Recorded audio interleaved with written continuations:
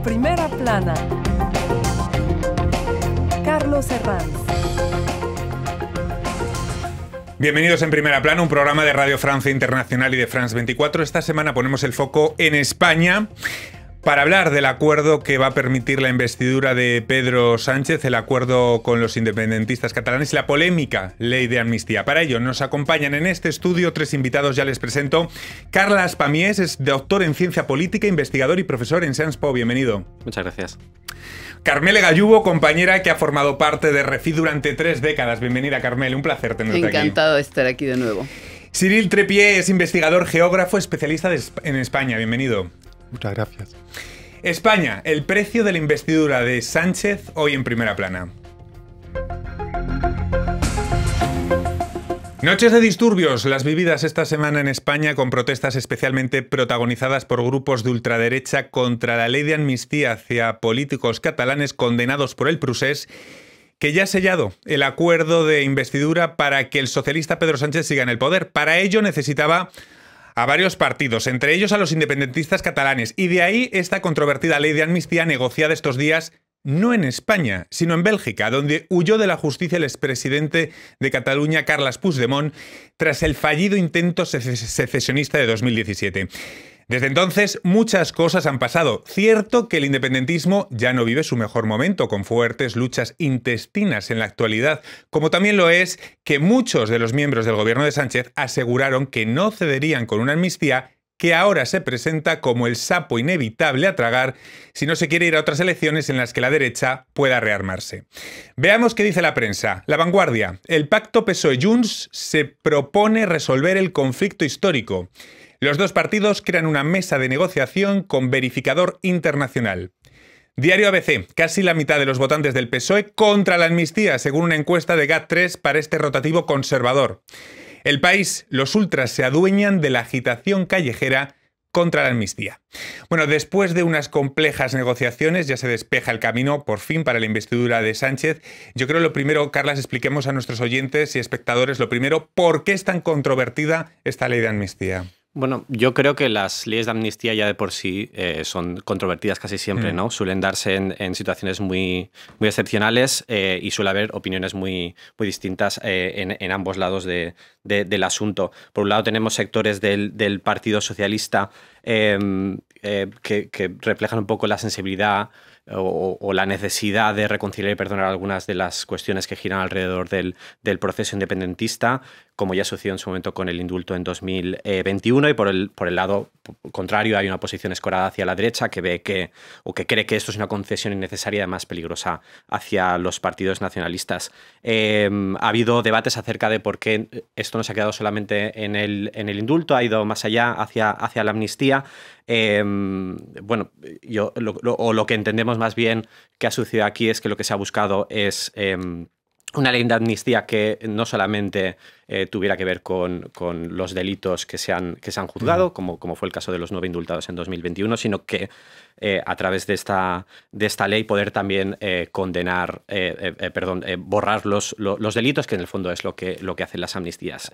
Y al mismo tiempo, como decía, hay esta otra posición en la cual se ha caracterizado al gobierno en funciones como desleal, como defensor de aquellos que quieren romper a España. Entonces yo creo que en general las leyes de amnistía son siempre controvertidas y esta, naturalmente, también lo es. Enseguida le doy la palabra a Carmele y a Cyril, pero vamos a ver cómo explicaban este pasado jueves el acuerdo alcanzado las dos partes negociadoras en Bruselas, la delegación socialista y el expresidente Carles Puigdemont, fugado a Bélgica huyendo de la justicia. Lo escuchamos. Estamos aquí para anunciar el acuerdo del Partido Socialista Obrero Español y Junts per Catalunya, que hemos alcanzado un acuerdo para la investidura de Pedro Sánchez como presidente del Gobierno de España. Un acuerdo que constituye una oportunidad histórica para resolver un conflicto que solo desde la política puede y debe resolverse. És innegable que les relacions entre el Partit Socialista i Junts no convida a l'entusiasme ni a la confiança. No faríem cap favor negant l'evidència. I en aquest sentit, els dos partits són honestos a subratllar l'enorme distància que ens separa. Bueno, ahora toca venderlo. Los socialistas aseguran que el pacto con los independentistas es para toda la legislatura y que abre una nueva etapa en la relación con Cataluña. ¿Hasta qué punto hay garantías para ello? Para que se abra una nueva etapa. ¿Cómo lo ve, Carmele? Bueno, yo creo que sí se abre una nueva etapa. ¿Cuánto va a durar? Eso nadie lo sabe.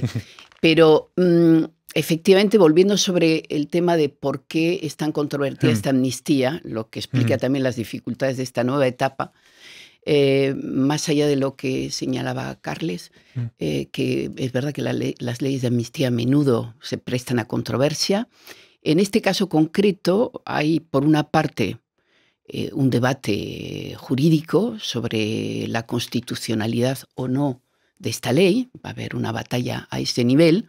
Esa ley no va a ser efectiva inmediatamente. Habrá recursos ante la justicia. En este caso concreto, sobre todo yo añadiría que ha habido un cambio de discurso por parte del Partido Socialista y de Pedro Sánchez que los propios socialistas no han asumido completamente. La amnistía, el pacto en torno a esta ley de amnistía es un acuerdo de conveniencia de cara a contar con esa mayoría en el Parlamento. Y los socialistas no han asumido, a mi entender, han tardado ya, Pedro Sánchez tardó en pronunciar la palabra amnistía, han tardado en asumir ese giro, lo cual, a mi entender, ha contribuido a que aumente el descontento dentro del electorado, por ejemplo, socialista, que en buena parte podía no estar de acuerdo, pero sobre todo que tenía igual la impresión de que le hacían comulgar con ruedas de molino. Yo creo que ese punto de partida anuncia también ya posibilidades de disensiones mayores de las que cabría esperar. No obstante, yo creo que sí se ha señalado, y me parece que puede ser un punto positivo, más allá de que esta ley sea constitucional o no, de cómo eso luego veremos, del apoyo ciudadano o no a esa ley, está el hecho de que es cierto que, bueno, así lo vende Pedro Sánchez, y quizás tenga razón, de que los independentistas catalanes, concretamente la gente del partido Puigdemont, se sientan por fin a negociar. Aparcan, no sabemos por cuánto tiempo, pero aparcan por un momento la vía unilateral y se sientan a negociar. ¿Esto va a contribuir a una mejor convivencia dentro de Cataluña y Cataluña en España? Estará por ver. Pero es un punto de partida quizás en el sentido positivo. Hay que ver cuánto dura. Cyril. Me parece que garantías hay pocas de estabilidad. Incluso si, por supuesto, se consigue la investidura. El partido de Carles Puigdemont y Carles Puigdemont no representa toda Cataluña, sino una parte del independentismo y además uno de los partidos que llegó después de Esquerra en quinta posición en las últimas generales en Cataluña. Y no tiene mucha costumbre, me parece, de garantizar cualquier estabilidad, sino más bien de encontrar un acontecimiento que le dé más protagonismo en vez de gobernar simplemente. Y estoy de acuerdo, Sánchez tardó en pronunciar la palabra amnistía y hay que recordar que la reivindicación de amnistía se expresó desde el independentismo catalán, esta vez de los dos partidos, ya desde el 2021 en el momento del indulto al cual hizo referencia Carles. Así que no es ninguna novedad por parte del independentismo reivindicar la amnistía. Las negociaciones se han retrasado 7 días, sobre todo por el temor de los independentistas a que una redacción no rotunda de la ley pudiera dejar fuera de la amnistía a algunas personas del entorno de Carles Puigdemont. Con esta ley encima de la mesa entendemos que Sánchez conseguirá ser investido, la semana que viene. Pero ¿hay garantías, Carles, de que el independentismo no vuelva a plantear un desafío al Estado español? Es decir, ¿entendemos que el procés está finiquitado y enterrado con esta ley como se quiere hacer entender por parte de una parte de los socialistas? Claro, yo creo que depende un poco de qué entendamos por el procés, ¿no? Pero yo creo que cabría pensar que sí que va a seguir existiendo un digamos, un desafío al gobierno español, entre otras cosas porque si vemos el acuerdo al que han llegado el PSOE y Junts, precisamente ahí se ve cómo los dos partidos se desmarcan, ¿no?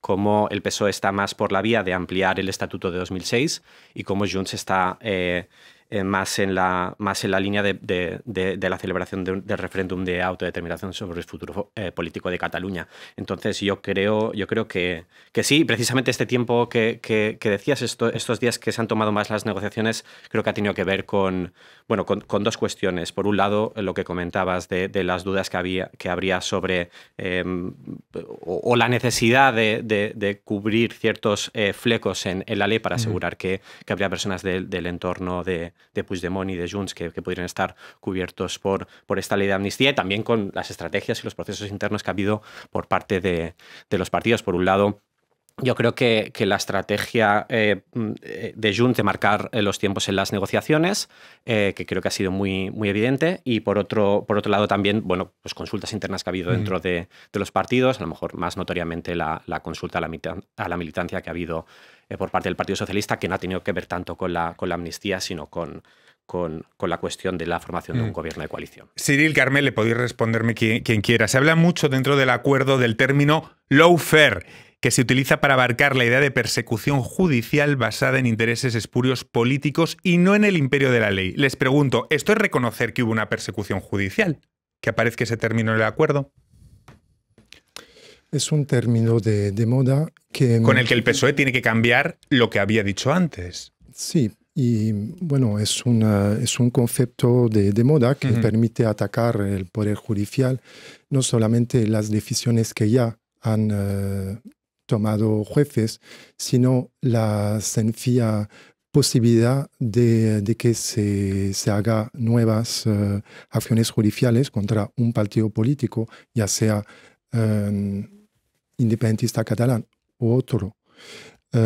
Y conviene recordar que es una palabra, un concepto que inventó un general estadounidense en el contexto de la guerra en Kosovo en 1999, y en este caso era una manera de denunciar la postura del adversario en una guerra asimétrica. Y esta vez el lawfare que se reprochaba procedía no de un gobierno central, no del aparentemente fuerte en la pelea, sino más bien de un adversario en inferioridad militar que combatía de otro modo. Vamos a hacer una breve pausa, estamos aprendiendo un montón de términos jurídicos con todo este acuerdo. Vamos a hacer una pausa en este punto, volvemos en unos instantes aquí en Primera Plana. RFI, la selección del mes.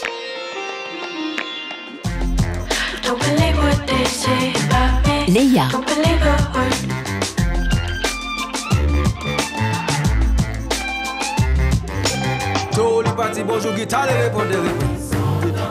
Arnaud Dolmen.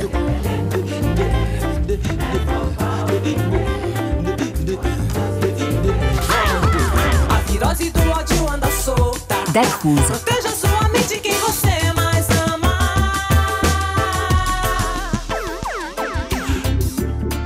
Sinaïs Jean.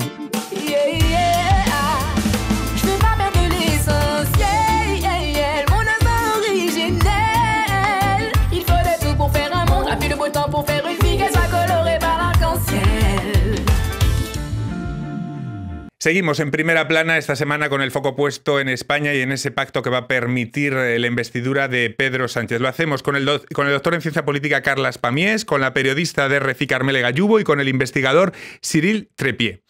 Carmele, las protestas violentas que hemos visto durante esta semana frente a la sede de los socialistas, ¿quiénes las impulsan y con qué objetivo? Hombre, añaden un toque de dramatización suplementario a todo lo que está pasando en España. Ponen de relieve, quizás hasta cierto punto de manera artificial, la polarización de la sociedad española. Es un poco la visión esperpéntica de esa polarización. Yo creo que se está sobrevalorando las protestas. Es decir, ayer fue, si no me equivoco, la más numerosa. Fueron 7.000, 8.000 personas. 8.000. ¿Ah? Bueno, no se puede hablar de una manifestación masiva. Sí es masiva la violencia que domina en este tipo de manifestaciones. ¿Quiénes están? Pues esencialmente pues la extrema derecha, grupúsculos que no tienen normalmente mucho protagonismo, pero que en este contexto les resulta muy favorable, como grupúsculos falangistas que todo el mundo ha olvidado, que bueno, tienen ahí un escenario privilegiado para decir aquí estamos. El PP está en una posición incómoda, como quien mira eso desde la barrera, sin saltar de todo al ruedo, diciendo es legítimo la protesta, claro. Expliquemos, PP es el Partido Conservador de Alberto exacto, Núñez Feijóo. Exacto, el otro gran partido, el partido español, el que más número de votos obtuvo en las últimas elecciones. Entonces, la relación en estos momentos complicada que tienen con la extrema derecha hace que, bueno, dicen sí, es legítimo manifestarse, no a la violencia. Claro, hay algo que perturba, a mi entender, es los ataques a la policía. La defensa de los cuerpos de seguridad es uno de los temas constantes dentro de los partidos políticos constitucionales, etcétera, pero en particular dentro de la derecha. El tema de la seguridad y tal. En este caso asistimos a escenas de manifestantes que atacan a la policía. Y eso yo creo que perturba un poco la visión que se puede tener desde parte del electorado de la derecha de esta protesta. Que monopolicen los ultras la oposición a la ley de amnistía, ¿beneficia al planteamiento de Pedro Sánchez? Decir, bueno, es esto, si no, es lo que hay. Aunque luego los sondeos dicen que hay mucha más gente que está en contra de la amnistía, pero que no saldrían a la calle visto los que están monopolizando estas protestas. Tiene muchísimo entrenamiento esta parte de la derecha extrema a monopolizar, a ejercer la violencia, sacar más provecho y protagonismo de manifestaciones que no han convocado ellos mismos, sino otros. Y es lo que han venido haciendo desde por lo menos 2017 y, digámoslo, incluso antes en Cataluña. Y para responderle, sí, creo que sí, porque simplifica bastante el panorama. Si únicamente estos grupos que atacan la policía, en efecto, y a los periodistas, resumen la oposición a proyecto de ley de amnistía, entonces ya se ganó una parte. Y esto obvia todo el cabreo que está detrás de esos grupos. Y hay que recordar que estábamos unas horas después del anuncio del acuerdo, o sea, justo después. Y no creo que se haya mentalizado mucho, organizado mucho estratégicamente la reacción al acontecimiento. Esto por parte de la derecha. Luego vamos al campo independentista, porque, Carlas, las luchas intestinas dentro del independentismo son otra de las clave. ¿Qué diferencia a Junts del expresidente Puigdemont, de Esquerra Republicana de Cataluña, del actual presidente Aragonès? Dentro del eje independentista hay que explicar a lo mejor que son ideologías distintas y que luchan por esa hegemonía, ¿no?, del independentismo. Sí, aunque son partidos que efectivamente tienen en el eje ideológico posturas muy, muy distintas, son partidos que en el fondo están compitiendo también, ¿no? Están pensando de algún modo también en sus próximas elecciones. Yo diría que en general lo primero que cabría pensar es que el independentismo en Cataluña se encuentra en una situación complicada ahora mismo, también a tenor por los resultados electorales en las municipales y en las generales, pero también es una situación complicada que también les permite rascar hasta cierto punto y conseguir también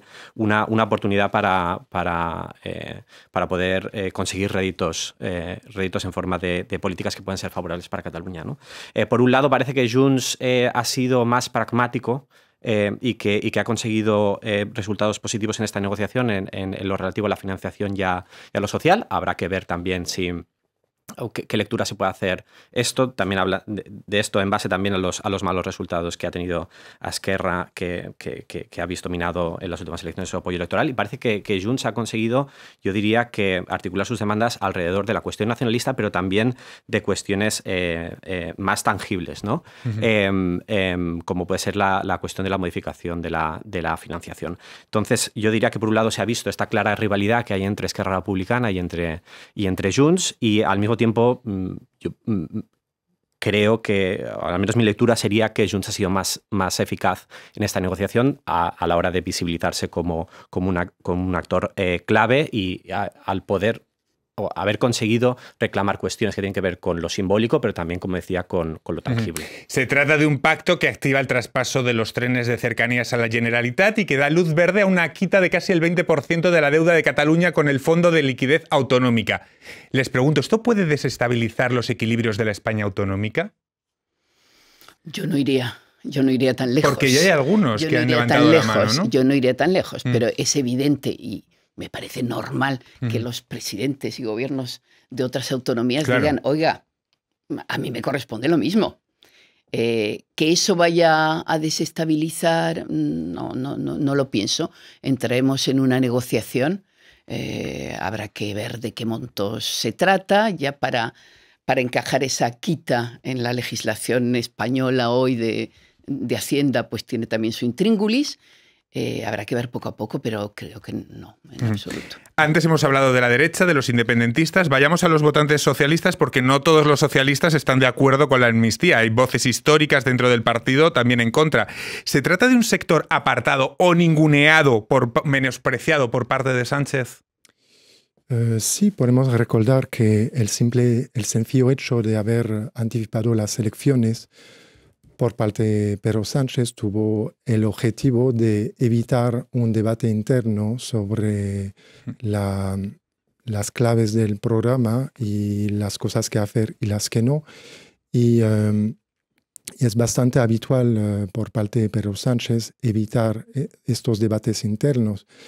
Y podemos recordar todo el recorrido bastante complejo que él tuvo en su propio partido, con su travesía del desierto, su vuelta, y sabe que tiene bastante oposición interna a su política y que ya la tenía antes. Por ejemplo, incluso en el Partido Socialista, el giro diplomático a favor de Marruecos sobre el Sáhara Occidental no hace exactamente la unanimidad dentro del PSOE.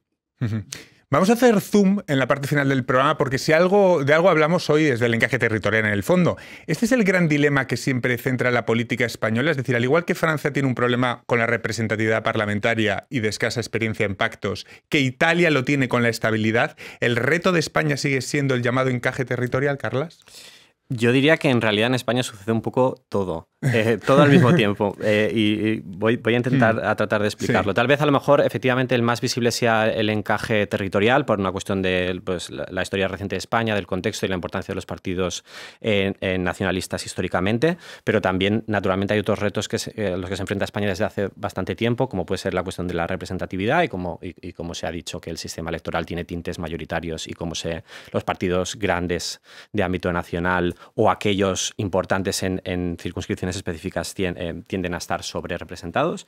Creo que España tampoco es ajena a problemas que tienen que ver con la estabilidad. Hemos tenido 5 elecciones en 8 años, que no son pocas, naturalmente no llega a los niveles de Italia, y algunos de estos, el motivo detrás de esta inestabilidad también tiene que ver con la poca experiencia de pactos, al menos hasta hace relativamente poco, en el nivel nacional. Entonces yo creo que en España efectivamente a lo mejor va a ser más visible la cuestión del encaje territorial, sobre todo si tenemos en cuenta lo que estamos hablando de la amnistía y de los pactos con los partidos nacionalistas, pero que España se va a enfrentar a todos estos retos y probablemente a algunos otros. Carmel, ¿cómo ve esta cuestión? Bueno, comparto el punto de vista de Carles, pero yo creo que de todas maneras en el caso de España será una tarea, no se puede decir eterna, porque no hay nada eterno y menos en política, pero una tarea constante, una búsqueda de un equilibrio inestable permanentemente en negociaciones y pulsos permanentes entre gobierno central, sea del corte que sea,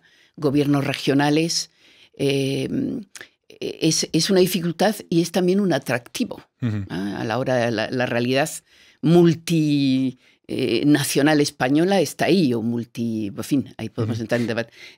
Entonces, creo que va a haber esa búsqueda permanente de un equilibrio forzosamente inestable con sus momentos de crisis y sus momentos más apaciguados. Les pregunto, si este pacto diera estabilidad, que baje ese suflé catalán, ¿sería malo electoralmente para la extrema derecha de Vox con Abascal al frente? Es decir, ¿es necesario tanto para el independentismo como para la ultraderecha que ese suflé esté vivo? No creo que estamos cerca de una bajada del suflé en el contexto actual. Así que esto lo veremos quizás dentro de unos años. Mientras tanto, conviene recordar que hay que hay 17 comunidades autónomas en España, que 3 de ellas por lo menos tienen un movimiento independentista y que sí, en efecto, el primer ingrediente de Junts, la primera fuerza, la primera fuerza de Vox es el independentismo catalán y en concreto el intento de secesión del 2017. Y estos ingredientes ya existen desde el 2017. Vox consiguió muchísimos votos con ello. Y ahora los ingredientes no solo son los mismos, sino que las cantidades han aumentado. Pues muchísimas gracias, me quedo sin tiempo para más. Desde luego los dos estandartes de la izquierda europea, Pedro Sánchez y Antonio Costa en Portugal, han vivido una semana muy agitada. Uno parece que va a seguir adelante, Sánchez, y el otro ha caído, Costa. Muchísimas gracias a los tres y a todos ustedes. Hasta la próxima semana aquí en Primera Plana. Gracias.